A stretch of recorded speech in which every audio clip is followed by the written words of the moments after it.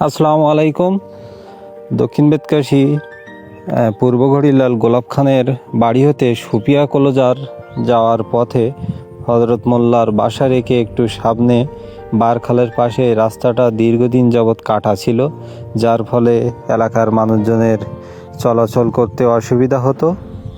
এই জন্য এই রাস্তাটা আজকে ঠিক করতে বাংলাদেশ জামাত ইসলামের দক্ষিণ বেতকাশী ইউনিয়নের আমির ও চেয়ারম্যান প্রার্থী মাওলানা মতিউর রহমান সাহেব লোকজন নিয়ে এসে রাস্তাটা ঠিক করছে।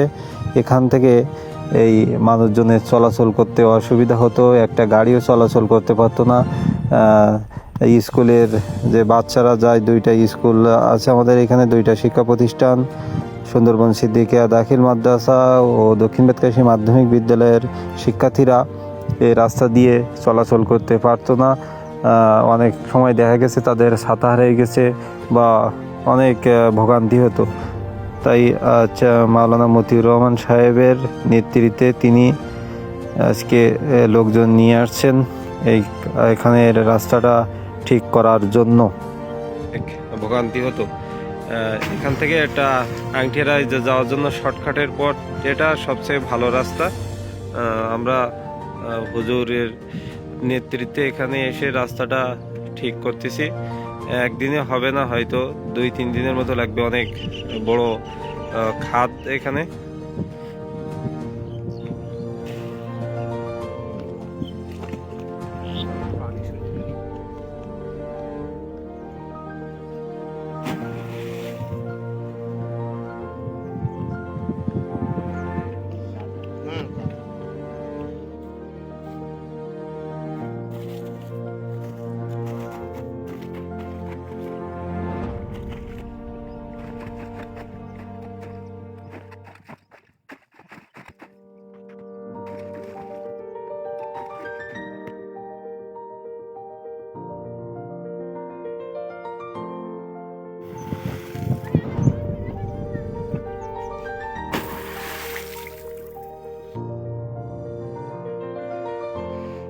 মানুষের কত ভোগান্তি হতো এখানে, সাঁকো সবাই পার হতে পারে না।